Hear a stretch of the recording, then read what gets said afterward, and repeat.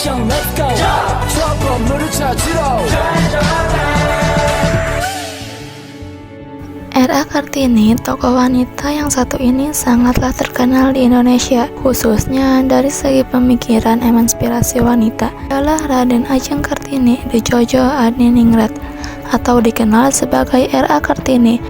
Beliau salah satu pahlawan nasional yang cerdas dan gigih sebagai pejuang emansipasi wanita di Indonesia. R.A. Kartini hidupnya begitu singkat. Beliau kelahiran Jepara di Jawa Tengah 21 April 1879 dan wafat di Rembang, Jawa Tengah 17 September 1904. Sekitar 24 tahun beliau hidup. Walaupun tidak panjang usia beliau, akan tetapi namanya selalu harum. Sampai sekarang ia dilahirkan di tengah-tengah keluarga bangsawan. R.A. Kartini disekolahkan oleh ayahnya di Aurops Lager School. Hanya kalangan bangsawan saja yang bisa mengenyam pendidikan formal. Disinilah awal pikirannya terbentuk.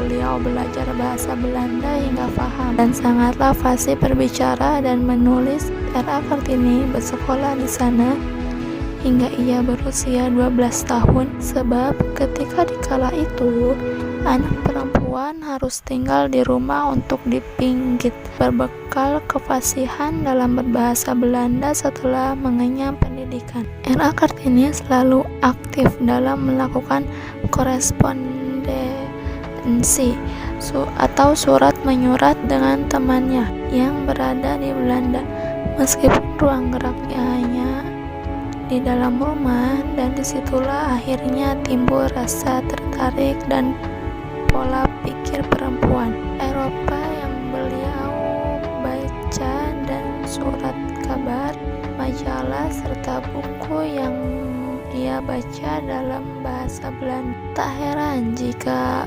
pemikirannya sangat luas, meski selalu ada di dalam rumah, karena beliau sibukkan dengan membaca dan berliterasi. Dengan ketertarikannya dalam membaca, membuat beliau memiliki pengetahuan yang cukup luas soal ilmu pengetahuan dan kebudayaan. Pemikiran R.A. Kartini memberi perhatian khusus pada masalah emansipasi wanita, melihat perbandingan antara wanita Eropa dan wanita pribumi.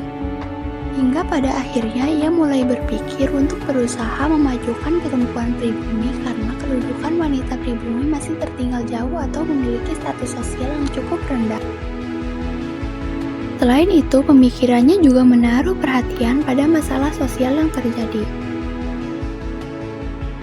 Menurutnya, seorang wanita perlu memperoleh persamaan, kebebasan, otonomi, serta kesetaraan hukum.